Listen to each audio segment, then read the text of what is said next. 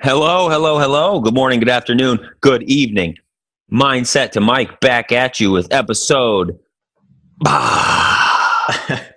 You got it, Is dude. You can is do that fucking 16? it. Yeah. Nailed it. Episode 16, Mindset to Mike. That's sweet. Jimmy over here on this side. What's up, everybody? It's Drew over here. Welcome back. Sweet 16. I like it. I feel like we're getting old in the game. Like my knees are getting old because we've been podcasting so long. Yep.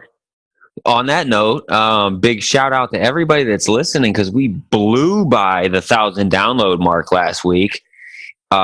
Insert round of applause, standing ovation. And the crowd goes wild. Thank you.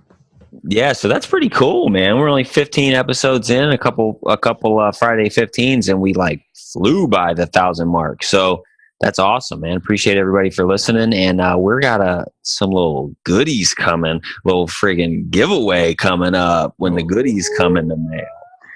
So waiting on the old snail mail to drop the goodies off, but we're going to have a little giveaway for everybody coming up here, hopefully next week, depending on the old USPS.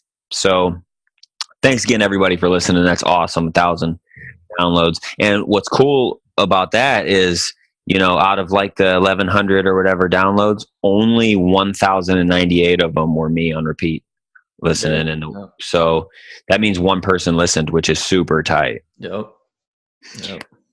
So let's get into this little challenge your boy update, man. You want to kick it off, dude? Where you at? You dunking yet or what? No, not yet, man. I really hit the workouts hard on week one, so my legs were pretty trashed going into the first week. But I did increase my vertical 3 inches, and I haven't went back to the court yet, which I meant to do, but I just didn't get to it because I didn't make time. You know, I could have, but I didn't. But I'm pretty confident that I can at least touch the rim now. Oh. So we'll find out for sure this week.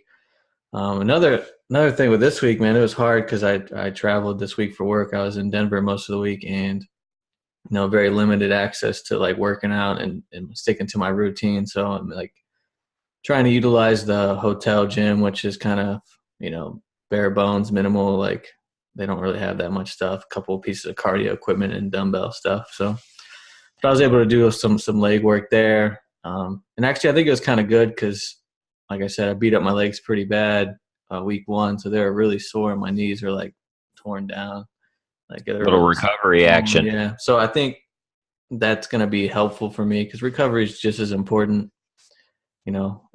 That's where the growth happens after you work out, is in the recovery. So they're feeling strong. Legs are feeling real strong. I went to the gym this morning actually, and was leg pressing like 330. So what's that? Is that like up from? Yeah, because I was like 295 or something before. So I was doing reps of 330 on the leg press. Ooh, what do CrossFit people call that? It's like a PR. Oh yeah, CrossFitters. So that was pretty exciting. It felt good too. The legs felt real comfortable, strong. So down to get the friction on. Yeah. We'll see, man. I'm pretty confident that I'll be able to at least touch the rim. Nice, man. Yeah, but that'll be good for the old mental, Yeah, that'll be a huge leap. Only in 2 weeks or in the second week, and you can already touch the rim. That would be super motivating for you, I'm sure. Yeah. And I think, I don't know, some of the listeners might be coming around on my challenge. I have to repost the if I could touch the rim this week, I have to repost the poll. It's still live, so if you want to go vote, change your vote. Well, your boy's putting in work, bro. I believe it.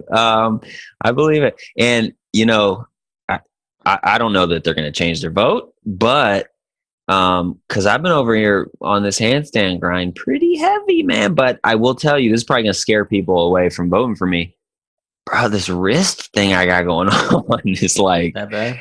Oh, it sucks, dude. I went golfing again, and I almost couldn't even golf after the first tee shot. Like, I luckily the dude I was golfing with had some tape, like some athletic tape, so I wrapped my hands up. I couldn't use my driver the rest of the day. Just the impact of the ball on the drive, like I dropped the clubs, like it was insane pain. I don't know if it's arthritis, which is so lame to even say, Arthur, man. Arthur uh, got you. or carpal tunnel of some sort. And I was leaning towards carpal tunnel because when I was back to work on Monday, I was typing like some hardcore typing for like a solid hour, and then I got done and they were hurting bad, like we're in the same area that I keep hurting them. So I don't know what I'm going to do there. I'll probably order some wrist wraps of some sort, but that's not going to stop me. I'll fight through the pain. So I've been doing, still been working on the handstand a little bit every day, and I'm making some leaps, bro. I'm still not walking around on my hands, but I'm getting closer. So we got a couple weeks left. I'm confident. And I'm willing to bet it all, dude. Bet it all. So, and then so I think what's interesting though with you, because you got this travel that you obviously do for work, that makes it pretty difficult, to keep going, and you got to fight through that. And then you got the old jet lag when you get back home. Yeah, that's kind of hard to work through too. But I listened to some recent podcasts, and it's also in a lot of it's in some of the books that we've read, like Aubrey Marcus and the Own the Day, Own Your Life book.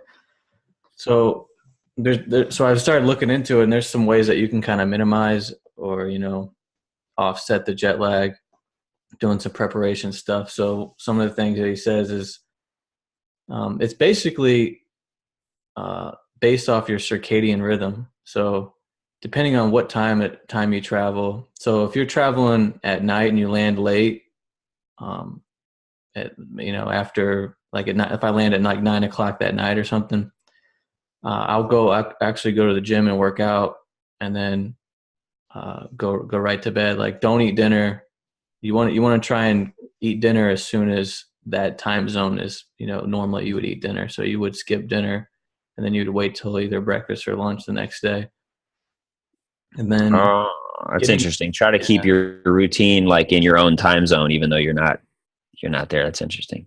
Yeah. So you want to adapt as quick as you can to that time zone, actually. So, and then you have this, you can buy supplements, melatonin, which is the hormone that's released at night for your body and it helps you sleep. You can have those supplements that help you, go to bed, even though you may not be tired if you're gaining time. And then, or you're losing time, because, if I travel to Cleveland from here, that's 3 hours difference, man. That's, it's 9:00 at night there, but it's only 6:00 here. So if I were to go there and get a workout in, and then, take some melatonin, it would kind of calm my body down. I'd be able to go to sleep sooner than I would normally would. And then getting exposure to light immediately in the morning is the biggest thing. And if you go to hotel rooms, there's all this blue light, like, the alarm clock, and there's all these other like lights that will keep you awake. And there's been studies shown that people who slept side by side in a dark room, like completely dark, and they would shine a laser on someone's foot, and that person that just got exposed to that laser or that light would like not sleep as well. It's pretty crazy. Like, you wouldn't What the hell? Just your body like has all these receptors, everywhere. And light's like one of the biggest things, which is probably, light is one of the most important things when it comes to health overall. That even ties into the Bible too. If you think about it, like, well, that was the first thing that was created, was light. So it's pretty fucking important, Interesting. So getting exposure to light, trying to get on that time zone schedule and eating meals when that time zone is supposed to eat meals. So if I land after lunch, then I'm not going to have lunch. I'm just going to wait till dinner time to eat. So just kind of getting your body in that rhythm in that time zone. It seemed to help me out quite a bit. So that was, that's part of the struggle and travel and, doing this challenge thing and just having limitations, but being able to adapt and still do like body weight stuff and workouts along the way has been pretty helpful. That's cool, man. Excited to see this week's update. see where we're both at with this challenge. Everybody out there that is challenging people along with us, update us, dude. Check in, let us know where you're at. I'm gonna start calling people out and find out if you're making progress, if you're holding to the things you've been challenged to do. Hashtag challenge your boy on all those. I'm gonna change my IG to Little Druzy Vertical, Little Druzy Vert. It's a bold move there, Cotton. Bold move. I put it on my I also put it on my board, my vision board, as one of my affirmations. I can dunk. Nice. So we'll see. Speaking into existence. So let's give a little friggin' book update, man. We got interesting news on the book tip. I would tell you the 12 Principles Jordan Peterson book, I have totally bailed. I got to like the 6th principle, and it's just, I found myself like just like hating reading, forcing myself to try to like take notes, and just was not pleasurable at all. And if you're somebody that does or doesn't read, you know that, I mean, the goal is to get something out of it, and it should be enjoyable. So finally I just threw in the towel. I'm like, dude, I'm done struggling through this thing for essentially no reason. So I have switched books. I am now, I just actually got my copy today. Been super excited to read this one for a few years now. And I just never got around to it. Every day I'm reading quotes from this guy, and I never have actually just read his book or his writings. I am reading Meditations by Marcus Aurelius. That's gotta be a good one. Yeah, Stoic philosopher. So obviously we've talked about it. I'm way into Stoicism and the philosophy behind that. And he is like, not the creator, but one of the early philosophers, Stoic philosophers, and he gets a lot of that attributed to him. So really excited to read that. It's not a thick one. What the hell, dude? My bad, bro. Fox News over there? No, it's that my audiobook started playing because I was pulling it up to talk about mine next. But whoa, dude. Well, anyway, interrupter over there. Marcus Aurelius Meditations, not a big book. We're talking 87 pages. So I'll be able to burn through this one, but I anticipate a ton of highlighting and notes because a lot of this stuff is really deep. I like those kind because those are those ones where you can really that don't take long to read, and you can highlight and note a lot, and then it's easy to revisit those often. Mm-hmm. Absolutely. There's a couple that I think it's good to have, like the if you're reading books that aren't the 1,000-page ones, you can find some short books like this that are super impactful, and I think it's cool to revisit those every year, every couple of years. And I anticipate this being one of those ones because it's only going to take you a couple of days to read it. So, really cool to highlight notes, and then you can check in and read them and refocus yourself every year on those bad boys. So where are you at, man, with your book? I kind of shelved the 12 rules as well, man. Like you said, it's a real tough read, and it's a long book. But I did find a pretty cool like summary, like notes for all the rules that kind of break down every rule. So I just went to that for a reference point. So I'll post that in the Grow Your Brain group so people can kind of see. It's a pretty good summarized version of the book from what I understand so far. Nice. And it's just like a little website that notes the highlights of those each of those rules. So real quick, I think the takeaway from that, we both put that book away, especially for the people because we've had a lot of people reach out and are just trying to get back into reading and stuff like that.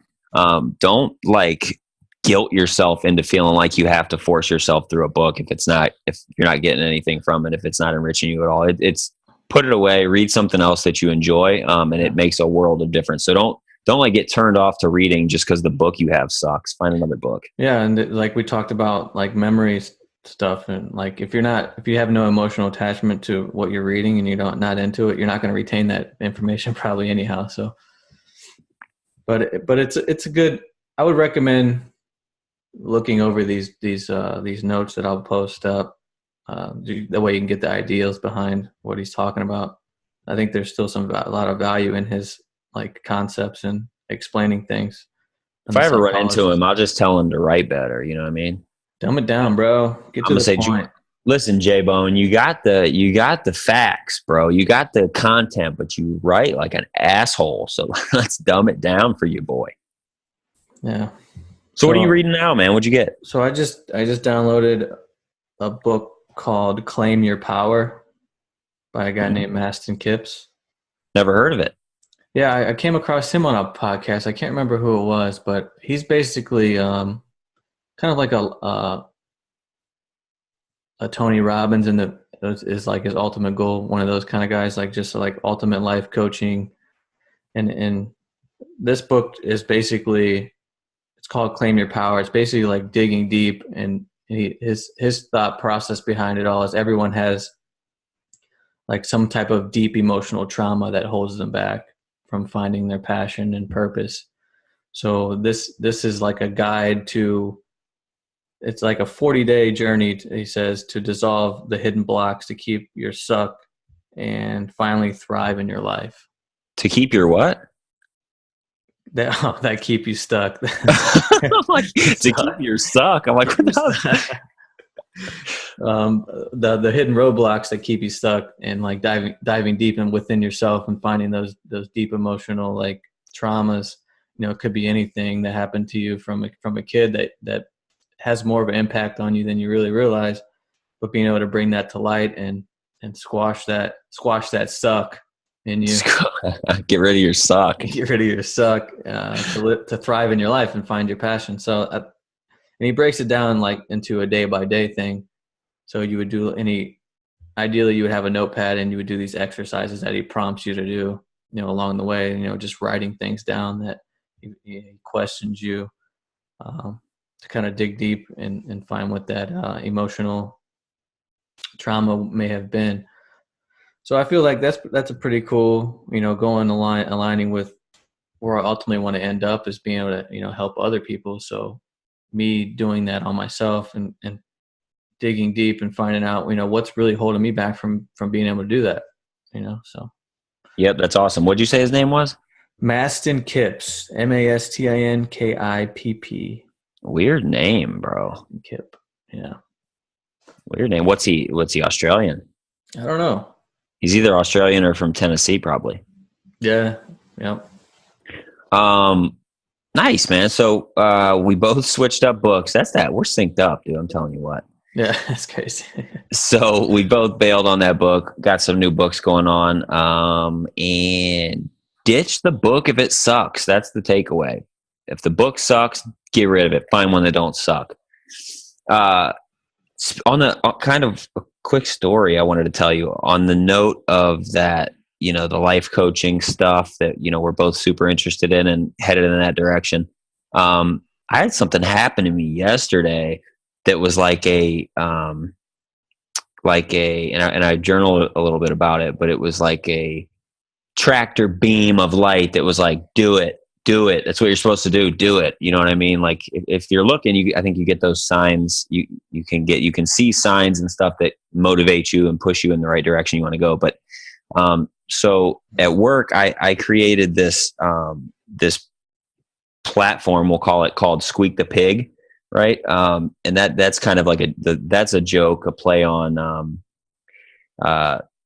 That's a long story how I came up with that, but the gist of it is like to get people out of their comfort zone and get them challenging themselves with this self-help kind of thing and developing themselves outside of outside of work and inside of work. So, you know, I work at a distribution center. So there's a lot of people that have kind of mundane jobs, right? You're putting together copiers, you're shipping packages, and you don't really get an opportunity to challenge yourself to grow outside of just like working faster or getting better at your job. So I came up with this platform where we reward people. It goes on through the year, and there's 3 tiers to it. So you have to check all 3 boxes before you get this reward, whatever it may be for the year. So the first box is job shadowing somebody outside of our building. So getting to know somebody in another department, another piece of our business, and job shadowing. And then that comes complete with a written professional thank you note to that person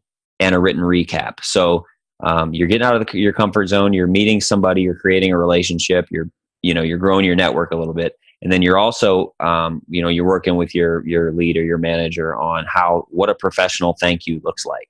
Because, we got people that are in the warehouse that don't even use email, that never get an opportunity to do anything like that. So they're learning that skill. The second tier of it is read a book. So it's got to be something that is in the realm of developing yourself. So if you're into IT, maybe you want to be in IT one day, you can read a book on coding, or any of the books that we read, any of that kind of stuff. Read a book, and then you just sit down and recap it with your leader, your manager. And the third tier of it is develop and present a 15-minute presentation to the leadership team at work. So everybody hates presenting, and the majority of people, in a distribution center, don't even have an opportunity to create a presentation, build a presentation, and then all the learning all the skills to present.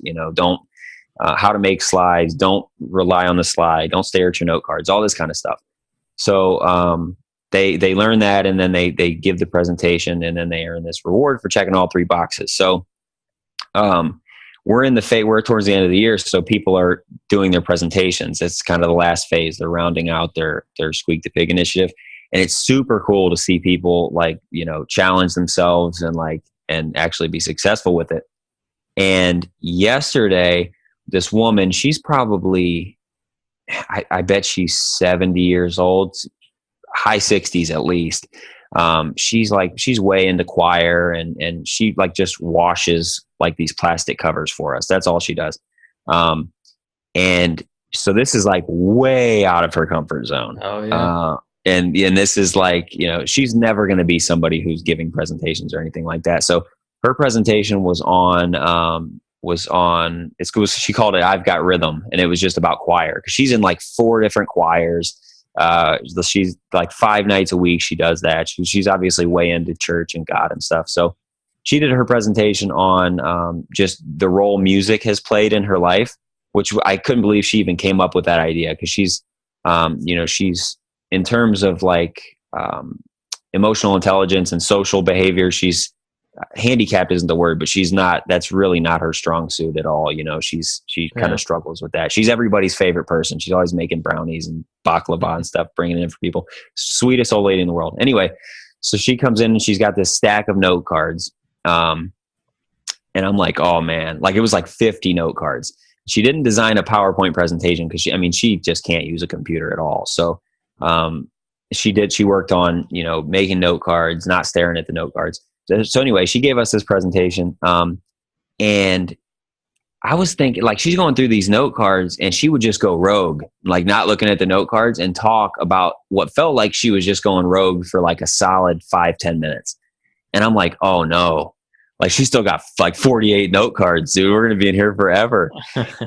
But then she would look down, and she'd toss 4 or 5 note cards to the side. So she knew the material so well that she wasn't even using the note cards, which was super cool to see. But the tractor beam of light was at the end. We all clapped for her, and was telling her how good she did. And she said, she was like, I just really want to, I've been thanking God for Jimmy. I've been thanking God for you and for the blessing you are for giving me this opportunity, because it gave me the chance to really think through my life and, and what music has had. And it reinvigorated my passion. And she was about to start crying, and it was fucking me up. I don't cry. We've been over that. I don't cry, but it seemed I don't know if it was sawdust in the air that was coming through, a wave of sawdust or something that had got near my eyes. Mm-hmm. And, but I was able to, clear my eyes out without it looking like I was crying, because I don't cry. But anyway, that was super, super cool to hear her say that. And the impact that program I designed, and the kind of the life coaching thing, and just the development piece that I try to do with people, was making an impact, and had this huge, profound impact on her. And she was so thankful. So that was really cool to hear. So that was dude, you're doing the right thing. Keep moving in this direction. You know, it made me feel really, really pumped up and kind of reinvigorated my passion for this thing. And this podcast that we're doing and everything we're doing with the mindset stuff. And we're moving in the right direction, dude. I'm fired up. Yeah, that's super powerful, man. That's a pretty cool program. And if you think about it, like most people they limit themselves, based on the availability for growth within their job, because that's where they spend most of their time. So if you have a kind of a mundane, repetitive job, you can't rely on your work and that time at your work in order to grow yourself. So most people will limit themselves because they just go to work and do what they need to do. They go home and then they don't want to do anything else, So taking the initiative to actually go outside the box and something that doesn't require you to do it to get a paycheck, like you have to take the initiative on your own to grow. And that's a super cool program, man. That's awesome. I wish that existed, even in school. Like you do the curriculum, and you do what needs to be done to pass the class. There's no anything that stimulates you to grow outside of that or something that you really care about. So taking those exercises to do things that you have interest in on your own, that's where all the opportunity and the growth is at, right there. Yeah, people tend to think that like where they're at is where they have to be or where they're going to be. And like just because your job is whatever your job is at the moment or your situation is whatever it is, you got to look forward. You got to look past that. You got to look into the future. And what am I doing to change this or to, and maybe you like your job. Maybe you like, picking product out of shelves or driving a tow motor, and that's fine.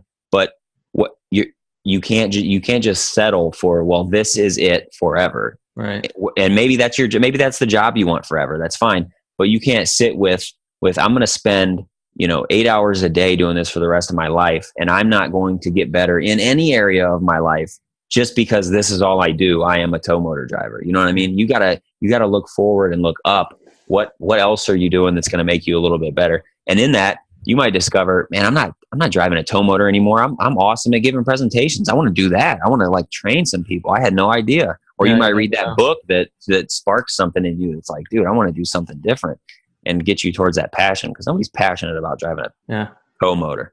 If you fight for your limitations, you get to keep them. There's a little quote for you. My God. Run it back. Say it again. If you fight for your limitations, you get to keep them. Now we're talking. I like that. Compliments of Jim Quick quote. I like that. That's a good one. Yeah, that's dead on, dude. Yeah. You don't even realize your fight, to put it in that terms. And we've talked about kind of like things like that in terms of like, if you're, if whatever you're giving energy to, you're making that important. And, if you're just giving energy to your limitations, I can't do this and that because of this and that, I can't do A, B, and C because of D, E, F, then you're exactly right. You can't. Yeah, you're never gonna go anywhere else. Oh yeah. Good stuff, man. Shifting gears real quick. I wanted to, because I don't know if people are aware of this. I don't even think you are. For all those iPhone people out there, this is a major gear shift. But we talk about, putting the phone down, getting off your social media, and getting productive and growing, and how your phone and your apps and your social media can like totally block you from that. You don't realize how much time you're spending. Well, the new iPhone update, if you go to your settings, there's a screen timer now under your settings, and it's right under the settings page. It's called, I think it's just called screen timer. Well, you go in that bad boy and it shows you how much time you spend with your phone, not in a locked position. And then within that, it shows you how much time you're spending on what kind of apps every day. And then it breaks it down into days, weeks, months, all that. So instantly when I seen that, I'm like, oh, this is cool. Like, this is going to hold me accountable. It's going to put me on blast for scrolling Facebook for 10 hours a day. And so instantly, before I even got a chance to see how bad I was at it, I turned on the timer, because you can set it to lock you out of certain apps after a certain amount of time. So I put social networking to 1 hour a day. So at that 1 hour mark, it locks down all your social media apps. Clearly, you can unlock it or add time to it if you want. But so I did that. It was 4 days ago now. I set it to an hour, and I've been honoring it. So when my hour's up, I'm done. And it's funny because the first day, dude, I felt like I was being productive in the morning, right? 10 It a.m. wasn't even, bro. It wasn't even lunchtime. It was not even lunchtime, and I was locked out. I'm like, Yeah. damn, because like right when I woke up, I looked at something. I got to work a few minutes early. Boom, I was on Instagram, and then like next thing you know, and then I pooped. So that's like 20 minutes. Next thing you know, that hour's up, dude. I stuck to it, which was tough because you just find yourself like, man, I just want to grab my phone and look at. Yeah, And then it's easy to actually, go down a rabbit hole once you're on the media, social hell media. yeah. Then I noticed, which is pitiful, I would grab my phone, and because I couldn't get in those apps, I'm like just looking around with my thumb for what other app I What could can I just get click on into? and fuck with. Yeah. Yeah, I do that too. That's cool. I saw that, but I really didn't pay much attention to it. And then if you swipe right too on your lock screen, it shows up in that with all your anything else you want to add over to that screen, which is kind of cool, and it gives you that breakdown. I'm looking at it right now. Yeah, man. It's like, so I set mine to an hour, and I like it so far. And just in 4 days, because I know that timer's on there, I won't go to it on those like miscellaneous times. Like if I got like 3 free minutes or whatever, and I'll just click and see if like somebody sent me something funny on Instagram. Well, now I know that I got a timer, so I'll wait until like I'm in the bathroom and have like a few minutes I can actually like look at it. Right. So it has an impact so far. I like it. That's good. I think people will probably be very surprised on how much time they spend on. It's kind of wasted time in the most. Hell yeah. Yeah. So shout out to Apple for fucking putting that in there, holding Yeah. people accountable. I love it. So what else, man? I wanted to ask you. I know you were doing a sober month or whatever. Did you stick that out, or how was? I don't know what the date was, but Yeah. So the goal was from the 6th to the 6th, and also till tomorrow. did not succeed. Ah, well, how far did you make it? 2 weeks. How'd you feel? Different, dude. Clear. Yeah, yeah. It's funny. You don't realize that even like having a couple beers at night or which I know there's studies and stuff that say that's good for you, and that's fine. And by no means was I trying to like quit drinking altogether, but just seeing the impact that it would feel and dude, definitely more clear. You don't realize what 2 beers at night turns into 4 beers, and then the next morning, even if you're not hungover, There's a fog. yeah, dude, you're extra dehydrated more than normal. You're just a little slower to get going, and just a week and a half, 2 weeks in, I'm like, whoo, you just feel kind of crisp in the morning. Your brain is moving a little quicker. Way more productive. I find myself that I try and limit it to like weekends. Yeah, I really, but like throughout the week, it's hard when I'm traveling though too, because then you're traveling with someone and you go to dinner and it's like, I might as well grab a drink, or you're at watching, and then you got the baseball playoffs coming in and football's back on, so like anything sports related, it's like a trigger for some type of frosty beverage or whatever. It is, man. And that's like the first it was actually the first 2 weeks of Browns being back on, like the game's on, and I'm like, oh man, like I'm really not going to have a beer. And I didn't, which was fine. What knocked me off actually was I totally forgot about this. I had a golf outing, and if it was a golf outing for work from some vendors, and I got there, and there's like, it's all you can drink. There's Jello shots. There's all this stuff. And I'm like, oh man. And it was like, the guy I was with, was like, well, I'm drinking today. And I'm like, oh man. And then, we were with somebody else a little higher up in the organization, and he was like ripping them. I'm like, oh God. So I just to kind of have fun with those guys, I fell off the wagon. But anyways, yeah, man, you're more clear, dude. Yeah, yeah, it's pretty crazy the impact that it has. Yeah. So, dude, I watched this.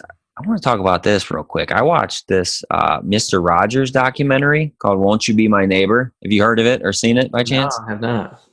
So I seen like I heard somebody talking about it, and then there was like an article about it, and it's got like crazy high reviews on Rotten Tomatoes, which is like really hard to do. Um, and it's like if you're not familiar, it's like a movie review website that reviews all the movies. And so it's a documentary about Mr. Rogers from Mr. Rogers' Neighborhood, obviously, which I think if you're our age, you were way into that when you were a kid. Yeah. So I watched this documentary. It's still, I think it's like in some theaters right now, but otherwise you gotta, like, I rented it off DirecTV for like $6 or whatever, which what a ripoff that is. Makes you just want to cheat the system to get illegal with it. But rented this and watched it, dude. It was like, I cannot recommend it enough because it showed like if you know Mr. Rogers, he was just like so good. He was just a good person. That was his thing. And, you know, people say like, there's like these stories about him that like, oh, he was actually a Navy SEAL sniper when he was younger and he's got tattoos. That's why he always wore the sweater. Yeah. None of that's true. That's so funny. None of it's true. And they actually talk about it in there and why, and they talk about why they think people came up with that. And it's because people have a tough time dealing with the fact that somebody could just be so good and not have these giant flaws and he was just totally unrelatable to people because he was just so devoted to being a good person. And he was way into developing children. You know, he like worked with doctors and psychologists and stuff. And he went to school. He was actually going to be a pastor, but he went from that to like early childhood education and psychology. So he was just way into how we raise our kids and the messages that kids are getting. So people said he was gay, you know, people said all this stuff because you can't relate to him and it makes you feel bad about yourself. You know, he makes people uncomfortable because he was so good. Yeah. Which I thought was super interesting. Wow. I have to check that out. That's pretty cool. Man. It goes into like there was like meaning behind every single thing he did. Like he'd come in and put the sweater on every day and it talks about why he did that. Like he did that. That was a sign and that triggers something in people and in kids that like it's like a safe space. It's like comfortable, warm. Like there's all these signs that gives to kids. It makes them feel good and comfortable and open when he puts that sweater on. And then, you know, it like he used silence. Like if you watch all the other cartoons and stuff at the time, which he was so against, you know, you had like Ninja Turtles and all this different stuff with this violence and you know, people with like just getting slime dumped on them and like this goofy crap that's like so far away from what real life is. And he's like, nobody's preparing our kids for what life is really like. They're getting all this weird sensory, you know, the stuff that's triggering all the sensories, all the bright colors and all the crazy, fighting and jokes and gags and stuff. But they're not getting like, how do you deal with death or divorce or, you know, how do you deal with your emotions when you're mad? How do you deal with that instead of lashing out? All this stuff. So that's what he was for. And everything in the show was about giving that to kids. Super, super interesting, man. That makes a lot of sense. I mean, as a kid, I think we've talked a little bit about this before, but that's where you gain most of your, you know, emotional intelligence, you know, and how to deal with things. That's why I've you know, going back to actually the Jordan Peterson book where he brings in like all the Disney movies and all that kind of stuff. You know, that's a critical time to expose kids to, you know, the real world. Like things are not always going to be great, you know, and bro, the participation trophies we talked about, all that kind of stuff. Yeah. He did an episode. One of the cool parts that speaks to that is he did an episode when Robert Kennedy got assassinated. Mm-hmm. He did an episode the next day about assassination and what happened because and like he was saying that like you don't realize, but so that happened, right? He gets assassinated. Your kid is sitting over there. Your kid is 4 or 5 years old, whatever. And they're watching you, because that's what they do. And they're watching you cry, right? Go through all these emotions. You're sad. You're talking to people about it. They're seeing the news, all this chaos and sadness. And they're hearing the word assassination a million times. And they've never heard that before. They don't know what that is. They don't know what's going on. Well, they ask you, what's assassination? What's happening? And parents are quick to say, oh, everything's okay. Everything's okay. Don't worry about it. Because you want to protect them. Well, now you've just alienated that kid. That kid feels like they're all these different emotions. They're not smart enough to understand what's going on. They're not important enough for you to explain what's going on. And you're killing this opportunity to explain something to your kid the right way, rather than them learning it, some weird way from some goofy movie. That's a critical component, man. You have to, as tough as it may be to have these conversations, with young minds, you have to, the more you're able to take control and bring them truth to be able to process and learn, these negative things and how to handle them, the better. I mean, because all these kids go to school together, and then there's all this, I don't know, they probably, most of them don't have a good idea of when things traumatic happen to them. So then there's just this feed of like not knowing, and then bouncing of ideas through kids, and everything gets misconstrued, and then people, they can't have that emotional attachment to things that really matter, I think, looking back. And then, being a kid's tough in general when you're around a bunch of kids, because you talk about bullying and all that kind of stuff too. And that's just kids not understanding and knowing like how to handle negative things. And then they bring that shit to school, and then it just stems from there. Yeah, man. And the biggest thing I took from it, and again, I encourage everybody to go watch it. It was really, really good. The biggest thing I took from it is, like, it is not that hard to just be good to people. It's not, to just treat people right. Like he was this guy who was like, everybody looked at like holier than thou, because he was just so good.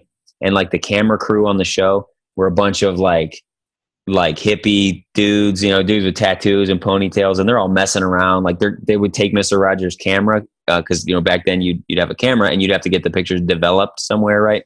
They'd take his camera and they'd take a picture of their ass cheeks, and like in the middle of the roll. So then he'd get them developed a couple weeks later, and it's a bunch of pictures of kids or music, pianos, all this shit he was interested in. And in the middle is just an ass cheek picture. And he was totally cool with it. Like he was, he laughed and joked with them too. And so it just made me think, like, you get so wrapped up in your own stuff, and you let that like make you kind of turn you off from how you're impacting other people. And like you're in a bad mood, you're just walking through work or wherever, and you're not really talking to anybody, or you just give a melancholy what's up to somebody. Like, how hard would it be to get out of your own crap and like be like a source of light for somebody else, be good to somebody else? So, to stop and say like, hey, how's your day going? You know what I'm saying? Yeah. Be the guy that's like the person that's just a good person to people, treating people right all the time. And how hard is that? It's not fucking hard. Yeah. Just don't be lazy about it, and you can be that person. Dude, just in passing, like a smile is one of the most influential things that you can do with someone. It's visually stimulating to the other person that I'm a positive person, like I think in general, most people try and do good, but there's people that just don't know how to deal with negative shit. So, that they feed off of the negative stuff. But if more people are just open and positive and are willing to, extend that goodness on, dude, the true answer to a lot changing of things the world is love, dude. That's it. Oh yeah. And can you imagine? And I guess if you're listening, I would challenge anybody to just do this. You imagine just you pick one person every day to make a positive impact on. if you're at work, somebody random in another department just stopping by and saying, "Hey, what's up?" Or "Hey, you've been doing an awesome job. Keep it up." Stuff like that. Just make a positive impact on one person a day. Can you imagine what that would do, to their day, and then selfishly to you, man, because it makes you feel good. You feel rewarded when you make a positive impact on somebody else. So I challenge everybody to go do that and make a positive impact on somebody, at least one person a day. Go out of your way, because it's not that difficult. Yeah, and in turn, they're probably gonna pay it forward at some point. You would hope. If they're surrounded by that enough, then they're gonna want to do good by other people as well. That's exactly right. Hell yeah, man. So don't be a piece of shit, basically. that's it. So basically, get off your little apps. Don't be a piece of shit. Don't have jet lag. And I think that's. Oh, and then put your book away if you don't like your book, dude. Get another book. So that's it for today, I think. You got anything else? No, man. That's all I got. I feel like we talked about a bunch of different stuff today, but all really, really good stuff today. So take it and run. That's it. Run with it. Smile on. Yep. Throw the book away if you don't like it. Get off your apps and be good to somebody, man. That's it. Just go be good to somebody. Thanks everybody for listening. Again, we appreciate everybody. We blew past that 1,000 download mark, which is incredible. That's so much fat. When we started this, I didn't think about 1,000 downloads. You know what I mean? Especially not this fast. So that's really cool. Keep listening, keep checking in, keep posting, hashtag us, tag us and stuff. We'll check in with everybody on your 30-day challenge your boy updates. And until next time, grow your brain a little bit. That's it. Stay productive and get shit done.